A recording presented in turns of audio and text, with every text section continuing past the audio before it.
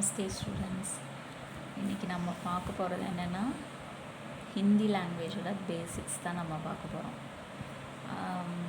ஹிந்தி லாங்குவேஜை பற்றின ஒரு பேசிக் இன்ட்ரோ கொடுக்குறேன். ஹிந்திங்கிறது இந்தியாவுடைய ஒரு நேஷ்னல் லாங்குவேஜ். நம்ம இந்தியாவுடைய தேசிய மொழி தான் ஹிந்தி. ஸோ இந்த ஹிந்தி சில பேர் கஷ்டம் அப்படின்லாம் நினைக்கிறோம். ஆனால் அது உண்மையில் ரொம்ப ரொம்ப ஈஸி தான். எந்த ஒரு லாங்குவேஜுமே அதோடைய ஆரம்பம் எப்படி இருக்கும் அப்படின்னா எழுத்துக்கள் தான், லெட்டர்ஸ் தான், அல்ஃபபெட்ஸ் தான். ஸோ அந்த அல்ஃபபெட்ஸை பற்றி தான் நம்ம இன்றைக்கி பார்க்க போகிறோம். என்ன விஷயத்த அல்ஃபபெட்ஸ்னு சொல்லுவோமோ அதை தான் வர்ணமாலா அப்படின்னு சொல்கிறோம். சரியா? Alphabets which is called as a varnamala. வர்ண அப்படின்னா எழுத்துன்னு அர்த்தம். எழுத்துக்களோட ஒரு மாலை போன்ற தொகுப்பு தான் வர்ணமாலா. சரியா? ஸோ இது நார்மலாக ஒரு மொழின்னா அது உயிரெழுத்துக்கள், மெய் எழுத்துக்கள், உயிர்மெய் எழுத்துக்கள், அப்புறம் சின்ன சின்ன வார்த்தைகள், அப்புறம் சென்டென்ஸு. அதிலேருந்து நம்ம க்ரியேட்டிவாக பேசுகிறது, அதிலேருந்து தான் ஸ்போக்கன் இது பண்ணுறது. ஸ்போக்கன் ஹிந்தியை நம்ம படிக்கிறோம். சரியா? நம்ம அந்த பேசிக்கில் நம்ம ஃபஸ்ட்டு பார்க்க போகிறது இந்த ஹிந்தி எழுத்துக்கள். சரியா? அதே தான் தமிழில் எப்படி நம்ம ஆலேருந்து அக்கேனா வரைக்கும் உயிரெழுத்துக்கள் 12 இருக்குதோ, இதில் ஒரு சின்ன மாற்றம் இருக்குது. சரியா? அது என்னென்னா ஃபஸ்ட்டு ஆலேருந்து ஊவண்ணா வரைக்கும் ஒரே எழுத்துக்கள் தான், சேம் தான். ஆனால் நம்ம பார்க்குறது எக்ஸ்ட்ரா ஒரு எழுத்து பார்ப்போம், இக்ரு அல்லது ரீ. சரியா?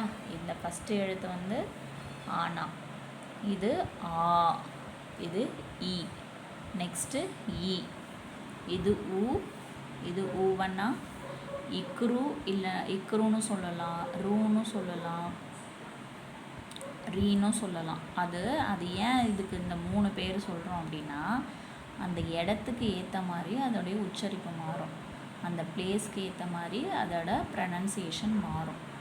அதே மாதிரி இதில் இன்னொரு விஷயம் என்னென்னா தமிழில் ஏ ஏ ஏ 2 ஏ இருக்குது. ஆனால் ஹிந்தியில் ஒரே ஒரு ஏ தான். எல்லாத்துக்குமே எதுனாலும் இந்த ஏ தான் போடணும், ஏது அப்படின்னாலும் இந்த ஏ தான் யூஸ் பண்ணணும். அடுத்து ஐ. இந்த ஐங்கிறது இது நம்மளோட தமிழ் எழுத்தில் இருக்குது. ஸோ அதில் உங்களுக்கு ஒன்றும் ப்ராப்ளம் இல்லை. அடுத்து ஓவண்ணா, ஓ. தமிழில் 2 ஓ இருக்கு இல்லையா, ஒரு ஓ, ஓ 2 ஓ இருக்குது. ஆனால் ஹிந்தியில் ஒரே ஒரு ஓ தான். அடுத்து அவ்வண்ணா. இது வரைக்கும் என்னது உயிரெழுத்துக்கள். அதாவது உயிரெழுத்துக்களை என்னென்னு சொல்லுவோம்னா ஹிந்தியில் ஸ்வர் அக்ஷர். என்ன சொல்லுவோம்? ஸ்வர் அக்ஷர். ஸ்வர் அக்ஷர்னா என்ன? வவல்ஸ். சரியா? அம் அஹ, கடைசி 2 எழுத்துக்கு பேர் அம் அஹ. அது என்ன அம் அஹ அப்படின்னா நம்ம தமிழில் ஆயுத எழுத்து 3 டாட் வச்சு பார்ப்போம் இல்லையா, அது மாதிரி உள்ளது தான் இந்த எழுத்து. அதுக்கு பேர் அந்த தனி ஒரு எழுத்தை ஆயுத எழுத்துன்னு சொல்கிறோம் இல்லையா, அதே மாதிரி இந்த 2 எழுத்தை என்னன்னு சொல்லுவோம்? விசர்க அப்படின்னு சொல்லுவோம். என்ன பேர்? விசர்க. சரியா? ஸோ இதுதான் உயிரெழுத்துக்கள். உயிரெழுத்துக்களை என்னென்னு சொல்லுவோம்னா ஸ்வர் அக்ஷர் அப்படின்னு சொல்லுவோம். சரியா? ஸோ ஸ்வர் அக்ஷர்னா என்ன? வவல்ஸ். இன்றைக்கி வீடியோ என்னது? ஸ்வர் அக்ஷர். சரியா? ஏதாவது டவுட் இருந்தால் எனக்கு ரிப்ளை பண்ணுங்கள். ரைட்டிங் உங்களுக்கு ஆல்ரெடி தெரியும், அதனால் நான் எழுதி காமிக்கல. சரியா? ஓகே, தன்யவாத் ஸ்டூடெண்ட்ஸ்.